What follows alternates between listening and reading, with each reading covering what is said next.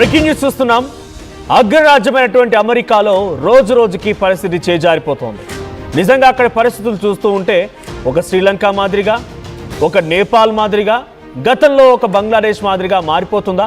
అక్కడ అధ్యక్ష ప్రధానులని పరిగెత్తించినట్టుగా ఇక్కడ అటువంటి సిచ్యువేషన్ రాబోతుందా అనంటే ఇవన్నీ పరిణామాలు చూస్తూ ఉంటే ప్రజలు మాత్రం ఆగ్రహంతో రగిలిపోతూ ఉన్నారు. ఇప్పుడు నేను చెప్తున్నటువంటి ఈ బిగ్గెస్ట్ బ్రేకింగ్ న్యూస్లో అమెరికాలో షట్ డౌన్ ఎఫెక్ట్ కనబడుతోంది. విమానాల రాకపోకలకి తీవ్రమైన అంతరాయం కలుగుతోంది. అమెరికాలో ఇప్పటికే 40 ఎయిర్పోర్ట్ల పైన ఈ షట్ డౌన్ ప్రభావం కనబడుతూ ఉండగా New York, Washington DC, Chicago, Atlanta, Los Angeles మరియు డల్లాస్ ఎయిర్పోర్ట్ల పైన కూడా ఎఫెక్ట్ కనిపిస్తోంది. రేపటి నుంచి మరో 1800 విమానాలని పూర్తిగా రద్దు చేయబోతున్నారట. ఇది అమెరికా చరిత్రలోనే సుదీర్ఘమైన షట్ డౌన్గా చెప్తూ ఉన్నారు. సో ఇంతకీ షట్ డౌన్ అంటే ఏంటి?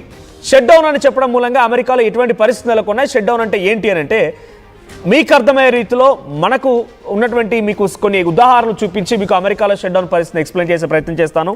సో మన దగ్గర ఏ మాదిరిగా అయితే అప్పర్ హౌస్, లోయర్ హౌస్ రెండు ఉంటాయో, డైరెక్ట్గా ప్రజల చేత ఎన్నుకోబడ్డేవారు లోయర్ హౌస్లో ఉంటారు. ఆ తర్వాత రాజ్యసభలో ఉండేటువంటి విధంగానే అక్కడ కూడా అమెరికాలో కూడా అప్పర్ హౌస్ అనేది ఉంటుంది.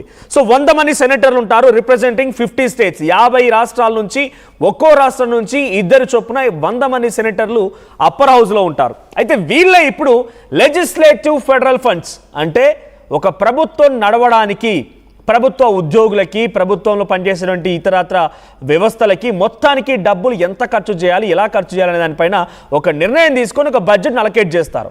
అయితే ఆ బడ్జెట్ని అలకేట్ చేసిన తర్వాత ఆ బడ్జెట్ని ఆమోద ముద్ర వేసేది అధ్యక్షుడు.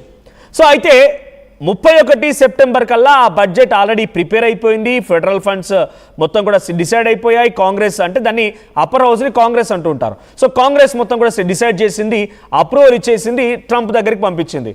కానీ ఆ బడ్జెట్ అలొకేషన్లో ఏదో తప్పిదాలు ఉన్నాయన్నట్టుగా భావించిన డొనాల్డ్ ట్రంప్, లేకపోతే లోయర్ హౌస్ ఎన్నుకోబడ్డ వాళ్ళంతా కూడా వారు దాన్ని ఆమోద ముద్ర వేయలేదు. దీంతో ఇప్పుడు ఈ షట్ డౌన్ మొదలైంది. మీకు అర్థమవుతుంది కదా.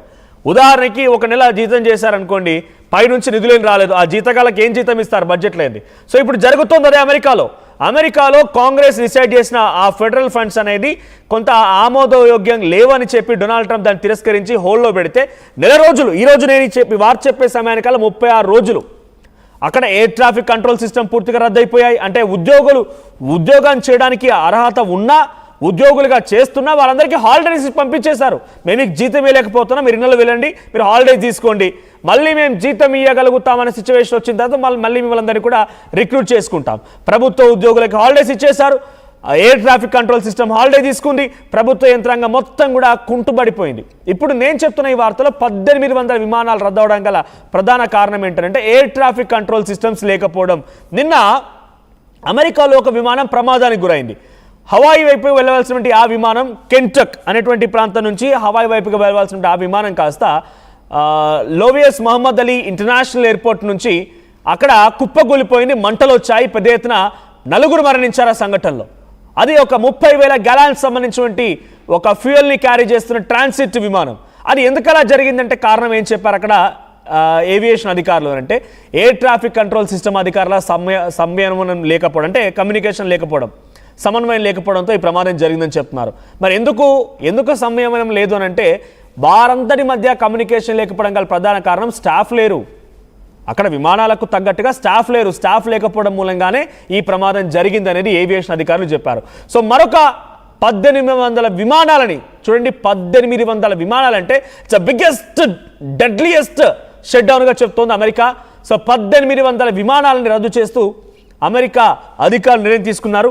అమెరికా ట్రాన్స్పోర్ట్ మినిస్టర్, అమెరికా రవాణా శాఖ మంత్రి సీన్ డఫీ ఈ ప్రకటన చేశారంట. ఇంకా ఇది రోజు రోజుకి తీవ్రమైతే, ఇంకా మేము ఎయిర్ కంట్రోల్ స్టాఫ్ని రిక్రూట్ చేసుకోలేకపోతే ఇంకా ఈ పరిస్థితి పెరగొచ్చు. ఇప్పటివరకైతే 1800 విమానాలు మాత్రం రద్దు చేస్తున్నాము, కానీ ఇంకా దీని తీవ్రత పెరగొచ్చు, ఇంకా విమానాలు రద్దు అవ్వచ్చు. ఎయిర్ ట్రాఫిక్ కంట్రోల్ సిస్టమ్ లేకపోవడానికి కారణం డబ్బులు లేవు. డబ్బులు ఎందుకు లేవనంటే ఫెడరల్ ఫండ్స్ని, కాంగ్రెస్ అప్రూవ్ చేసిన ఫెడరల్ ఫండ్స్ని డొనాల్డ్ ట్రంప్ అప్రూవ్ చేయలేదు. అటు లోయర్ హౌస్ అంటే people elected house government lower house ఈ పబ్లిక్ ఫండ్, ఈ ఫెడరల్ ఫండ్స్ని యాక్సెప్ట్ చేయలేదు. సో డబ్బులు లేవు, డబ్బులు లేకపోతే ఉద్యోగులు పనిచేయరు, కాబట్టి వాళ్ళకి సెలవులు ఇచ్చేసి ఇంటికి పంపించేశారు. సో అక్కడ డబ్బులు లేవు, ఉద్యోగులు లేరు, కాబట్టి విమానాలు రద్దు చేస్తున్నాము.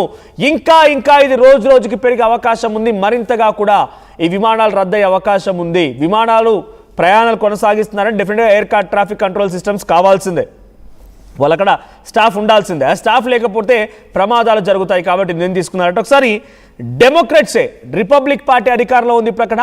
సో డెమోక్రాట్స్ మూలంగానే జో బైడెన్ గతంలో అధికారంలో party Democrat party. So Democrat party చేయడం మూలంగానే ఈ పరిస్థితి వచ్చిందని డొనాల్డ్ ట్రంప్ డెమోక్రాట్ పార్టీ పైన ఆగ్రహం వెలుగెక్కారు. డొనాల్డ్ ట్రంప్ ఏం మాట్లాడారో చూద్దాం.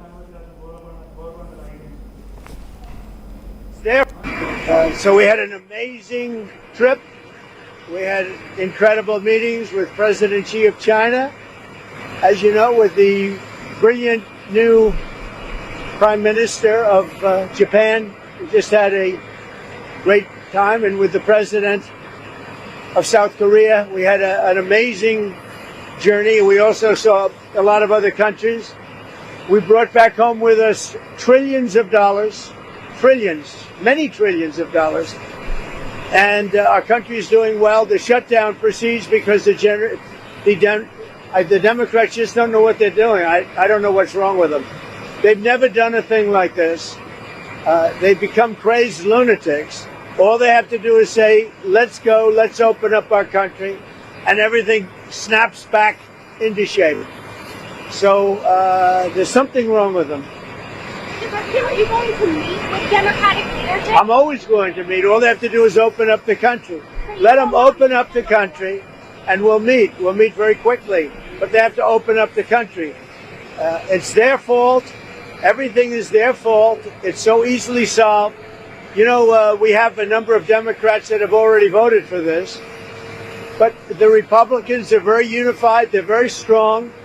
And they want to do what's right for the country. They don't want to see trillions of dollars wasted on people that came into our country illegally, many from prisons and many from areas that you don't want to even know about. So we'd like to see this taken care of rapidly. You have a lot of, we have tremendous support, but it's not even support, it's common sense. Open up the country. Obamacare has turned out to be a disaster, as I've been saying for years. It can be fixed or redone.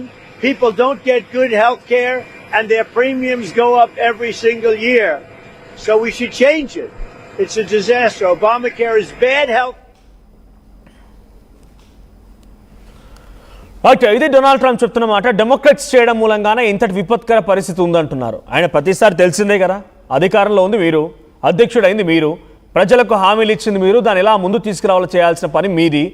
ప్రతిసారి ఏదో జరిగిందనంటే ఉక్రెయిన్పై యుద్ధం ఏమైనా జరుగుతుందంటే India కారణం అన్నట్టు, Iran Israel ఎందుకు గొడవ పడుతున్నాయంటే పక్కనటువంటి ఇతర దేశాల కారణము లేకపోతే ఇస్లామిక్ దేశాల కారణం అని చెప్పినట్టు